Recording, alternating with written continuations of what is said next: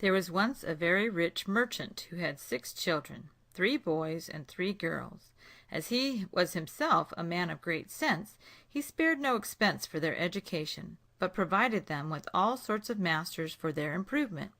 The 3 daughters were all handsome, but particularly the youngest. Indeed, she was so very beautiful that in her childhood everyone called her the little beauty, and being still the same when she was grown up, nobody called her by any other name, which made her sisters very jealous of her.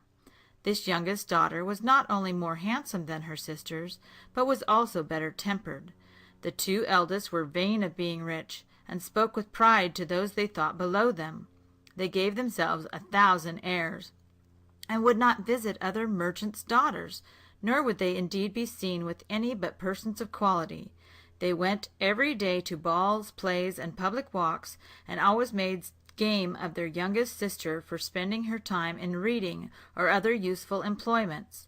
As it was well known that these young ladies would have large fortunes, many great merchants wished to get them for their wives, but the 2 eldest always answered that, for their parts, they had no thoughts of marrying anyone below a duke or an earl at least. Beauty had quite as many offers as her sisters, but she always answered with the greatest civility that she was much obliged to her lovers, but would rather live some years longer with her father, as she thought herself too young to marry. It happened that by some unlucky accident the merchant suddenly lost all his fortune, and had nothing left but a small cottage in the country. Upon this he said to his daughters, while the tears ran down his cheeks all the time, "My children, we must now go and dwell in the cottage and try to get a living by labor, for we have no other means of support." The 2 eldest replied that, for their parts, they did not know how to work, and would not leave town, for they had lovers enough who would be glad to marry them, though they had no longer any fortune. But in this they were mistaken, for when the lovers heard what had happened, they said, "The girls were so proud and ill-tempered that all we wanted was their fortune. We are not sorry at all to see their pride brought down. Let them give themselves airs to their cows and sheep." But everybody pitied poor Beauty, because she was so sweet-tempered and kind to all that knew her, and several gentlemen offered to marry her, though she had not a penny. But Beauty still refused, and said she could not think of leaving her poor father in this trouble, and would go and help him in his labors in the country. At first Beauty could not help sometimes crying in secret for the hardships she was now obliged to suffer, but in a very short time she said to herself, "All the crying in the world will do me no good, so I will try to be happy without a fortune." When they had removed to their cottage, the merchant and his 3 sons employed themselves in plowing and sowing the fields, and working in the garden.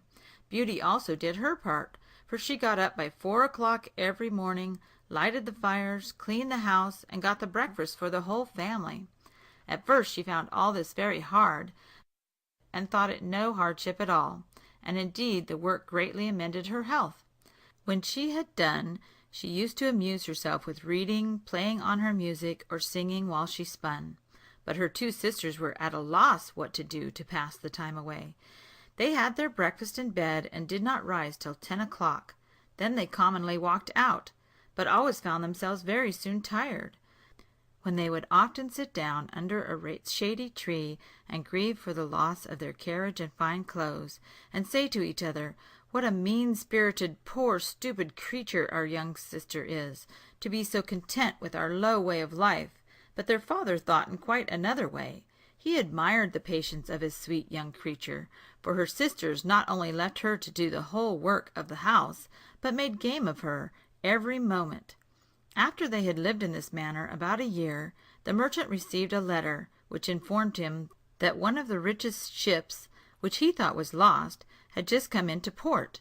This news made the 2 eldest sisters almost mad with joy, for they thought they should now leave the cottage, and have all their finery again. When they found that their father must take a journey to the ship, the 2 eldest begged he would not fail to bring them back some new gowns, caps, rings, and all sorts of trinkets.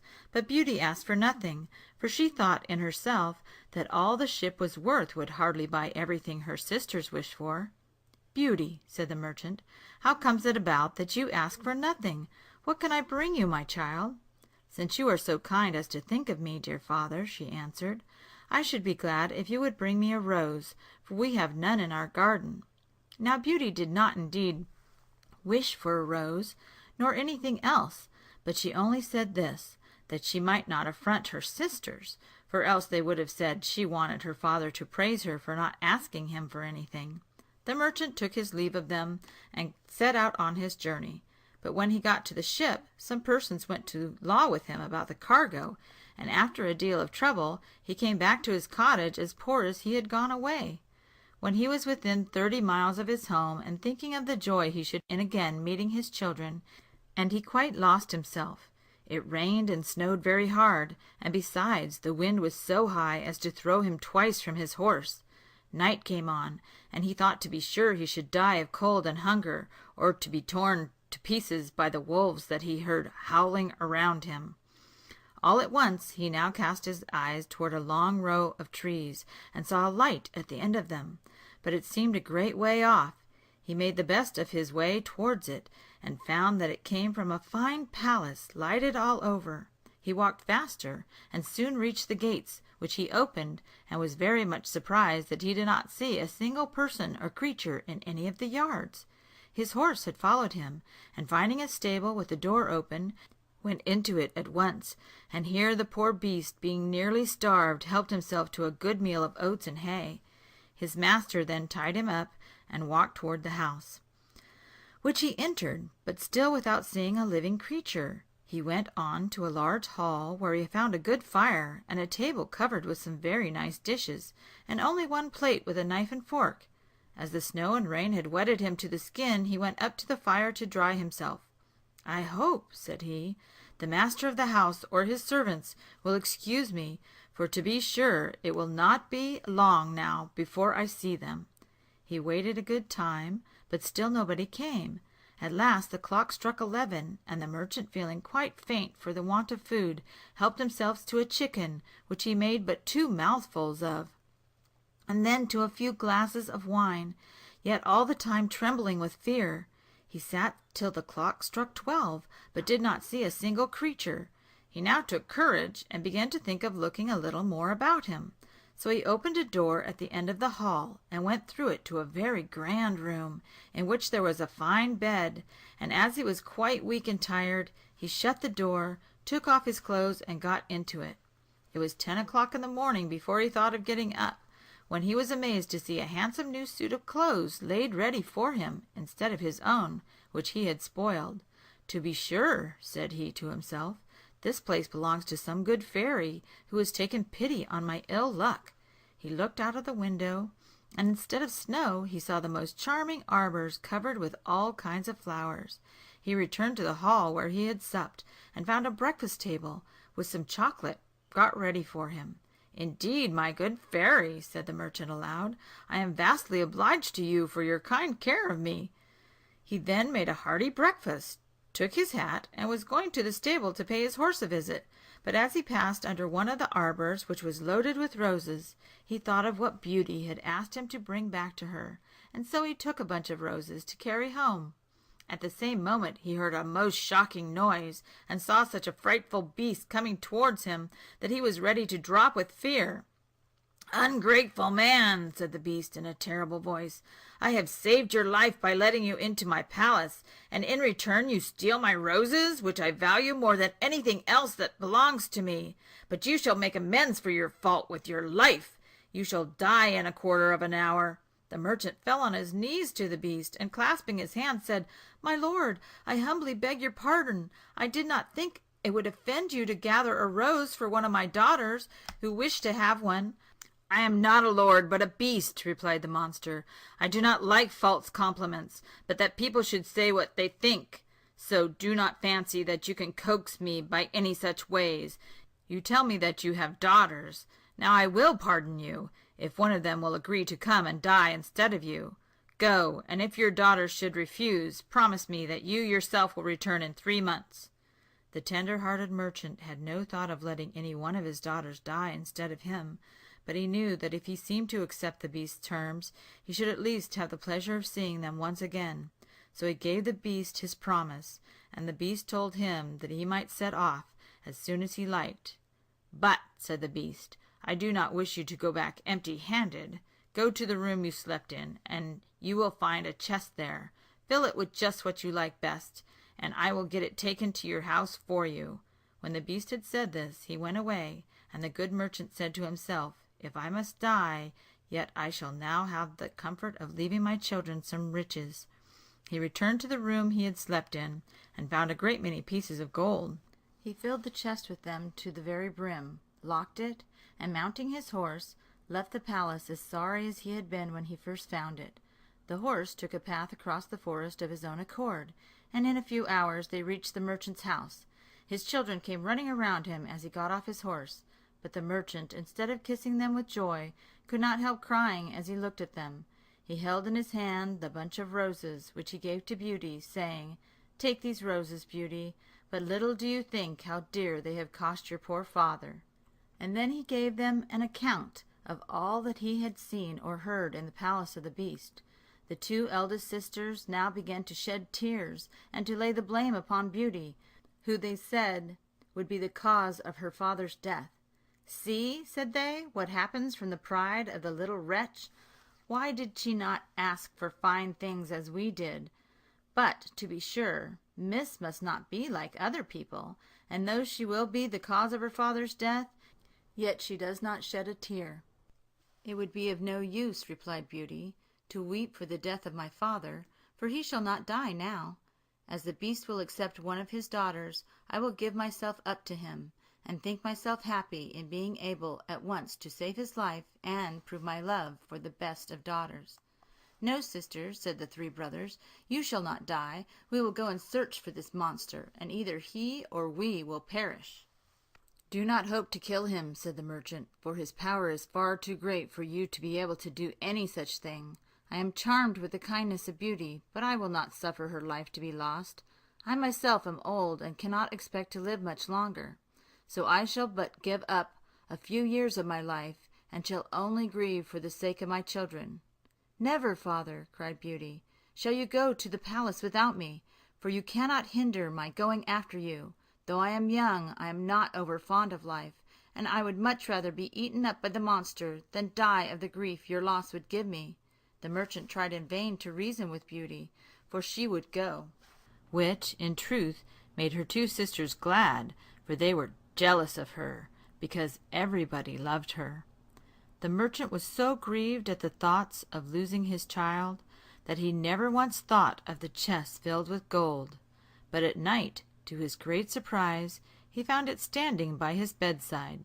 He said nothing about his riches to his eldest daughters, for he knew very well it would at once make them want to return to town, but he told Beauty his secret, and she then said that while he was away 2 gentlemen had been on a visit to their cottage who had fallen in love with her 2 sisters. She then begged her father to marry them without delay, for she was so sweet-tempered that she loved them for all they had used her so ill, and forgave them with all her heart. When the 3 months were past, the merchant and Beauty got ready to set out for the palace of the beast. Upon this, the 2 sisters rubbed their eyes with an onion to make believe they shed a great many tears. But both the merchant and his sons cried in earnest. There was only Beauty who did not, for she thought that this would only make the matter worse. They reached the palace in a very few hours, and the horse, without bidding, went into the same stable as before. The merchant and Beauty walked toward the large hall, where they found a table covered with every dainty, and 2 plates laid ready. The merchant had very little appetite, but Beauty, that she might the better hide her grief, placed herself at the table and helped her father.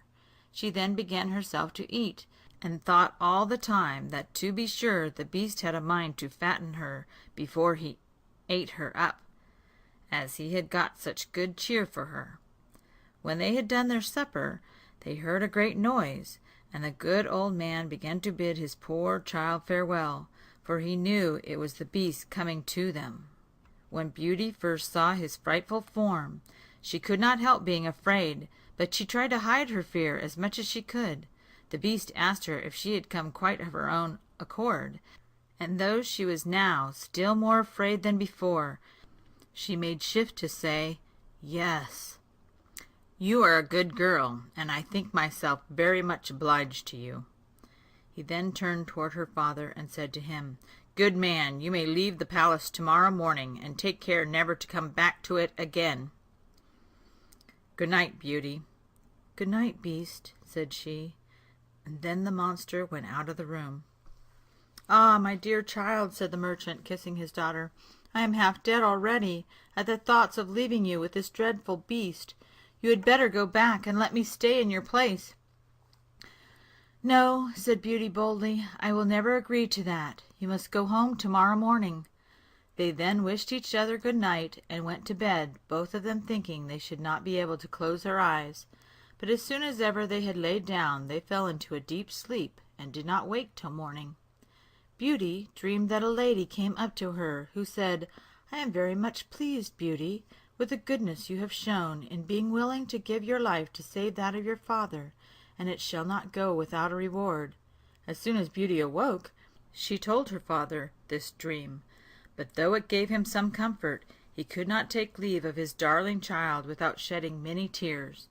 When the merchant got out of sight, Beauty sat down in the large hall and began to cry also, yet she had a great deal of courage, and so she soon resolved not to make her sad case still worse by sorrow, which she knew could not be of any use to her, but to wait as well as she could till night, when she thought the beast would not fail to come and eat her up.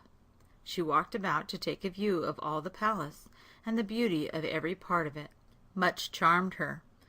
But what was her surprise when she came to a door on which was written, "Beauty's Room." She opened it in haste, and her eyes were all at once dazzled at the grandeur of the inside of the room. What made her wonder more than all the rest was a large library filled with books, a harpsichord, and many other pieces of music. "The beast takes care I shall not be at a loss how to amuse myself," said she. She then thought that it was not likely such things would have been got ready for her if she had but one day to live, and began to hope all would not turn out so bad as she and her father had feared.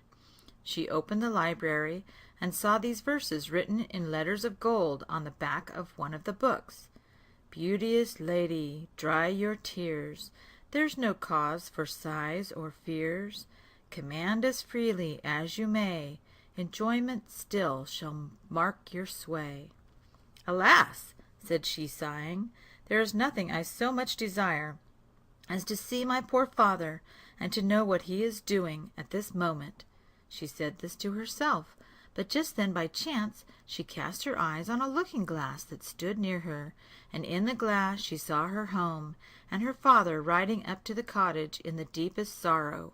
Her sisters came out to meet him, but for all they tried to look sorry, it was easy to see that in their hearts they were very glad. In a short time all this picture went away out of the glass, but Beauty began to think that the beast was very kind to her, and that she had no need to be afraid of him. About the middle of the day she found a table laid ready for her, and a sweet concert of music played all the time she was eating her dinner, without her seeing a single creature.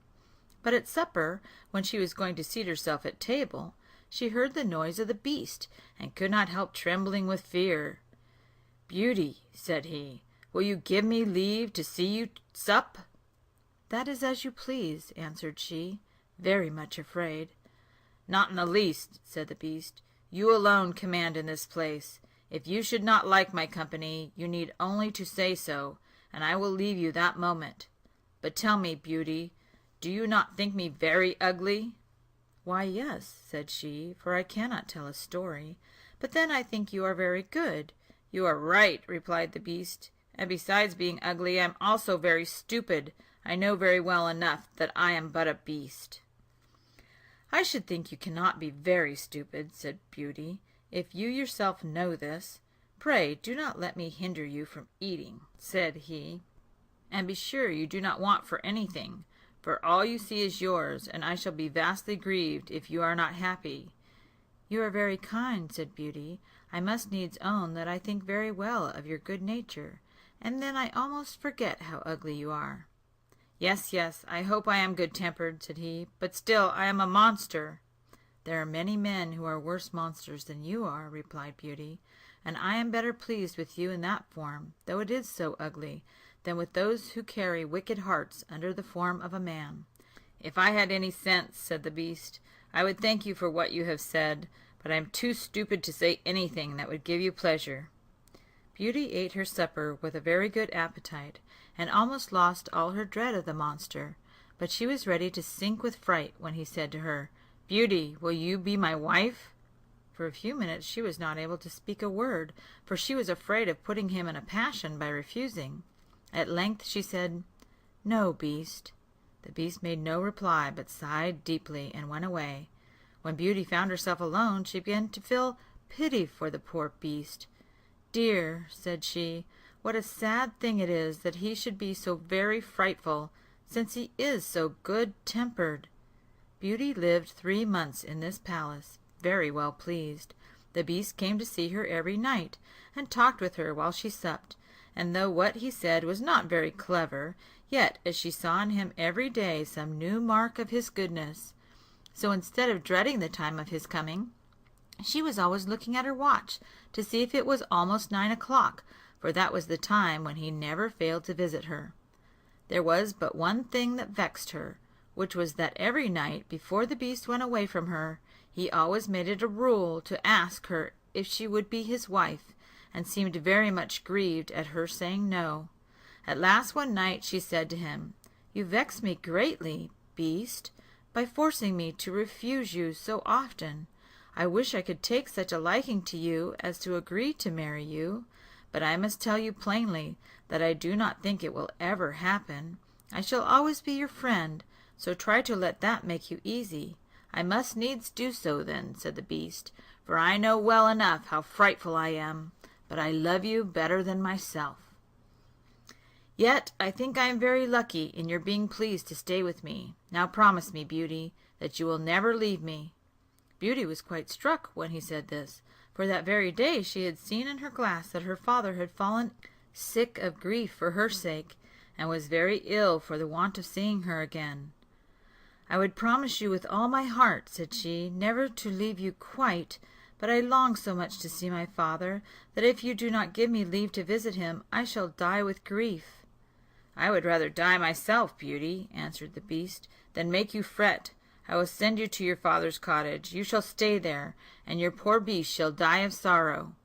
No, said Beauty, crying, I love you too well to be the cause of your death. I promise to return in a week. You have shown me that my sisters are married, and my brothers are gone for soldiers, so that my father is left all alone. Let me stay a week with him. You shall find yourself with him tomorrow morning, replied the Beast. But mind, do not forget your promise. When you wish to return, you have nothing to do but to put your ring on a table when you go to bed. Goodbye, Beauty. The Beast then sighed as he said these words, and Beauty went to bed, very sorry to see him so much grieved. When she awoke in the morning, she found herself in her father's cottage. She rung a bell that was at her bedside, and a servant entered, but as soon as she saw Beauty, the woman gave a loud shriek, upon which the merchant ran upstairs, and when he beheld his daughter, he was ready to die of joy. He ran to the bedside and kissed her 100 times. At last Beauty began to remember that she had brought no clothes with her to put on, but the servant told her she had just found in the next room a large chest full of dresses, trimmed all over with gold, and adorned with pearls and diamonds. Beauty, in her own mind, thanked the Beast for his kindness, and put on the plainest gown she could find among them all. She then told the servant to put the rest away with a great deal of care, for she intended to give them to her sisters. But as soon as she had spoken these words, the chest was gone out of sight in a moment. Her father then said, Perhaps the Beast chose for her to keep them all for herself. And as soon as he had said this, they saw the chest standing again in the same place. While Beauty was dressing herself, a servant brought word to her that her sisters were come with their husbands to pay her a visit. They both lived unhappily with the gentleman they had married.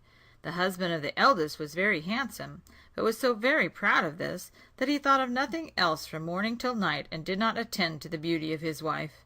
The second had married a man of great learning, But he made no use of it, only to torment and affront all his friends and his wife more than any of them.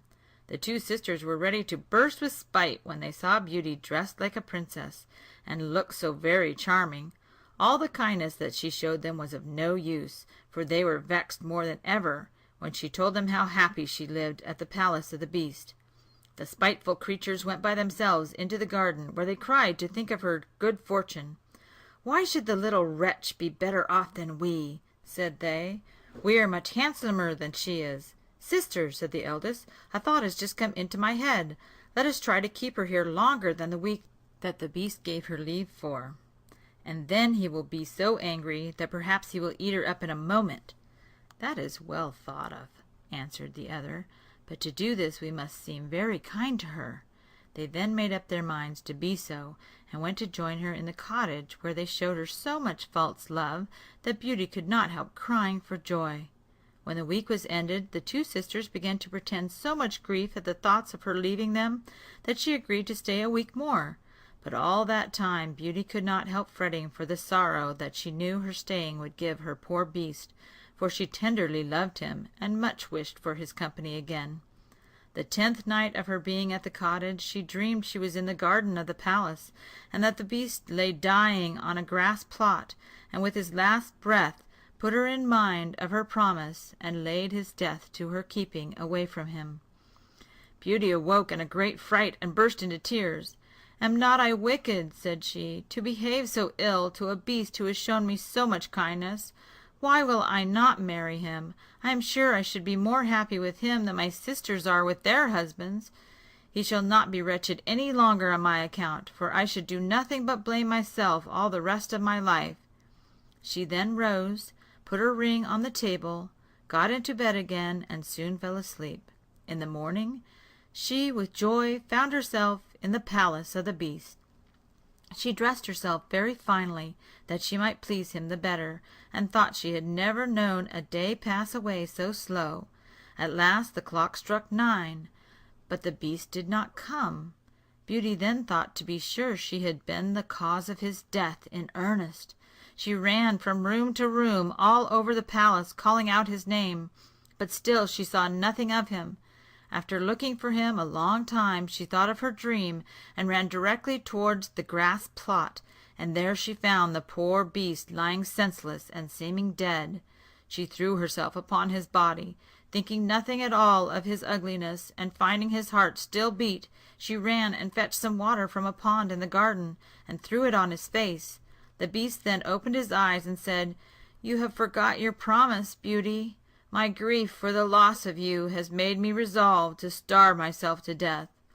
But I shall die content, since I have had the pleasure of seeing you once more." "No, dear Beast," replied Beauty, "you shall not die. You shall live to be my husband. From this moment I offer to marry you, and will be only yours." "Oh, I thought I felt only friendship for you, but the pain I now feel shows me that I could not live without seeing you." The moment Beauty had spoken these words, the palace was suddenly lighted up, and music, fireworks, and all kinds of rejoicings appeared around about them. Yet Beauty took no notice of all this, but watched over her dear Beast with the greatest tenderness.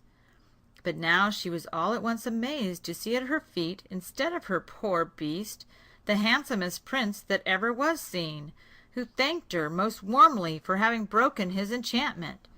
Though this young prince deserved all her notice, she could not help asking him what was become of the Beast. "You see him at your feet, Beauty," answered the prince, "for I am he.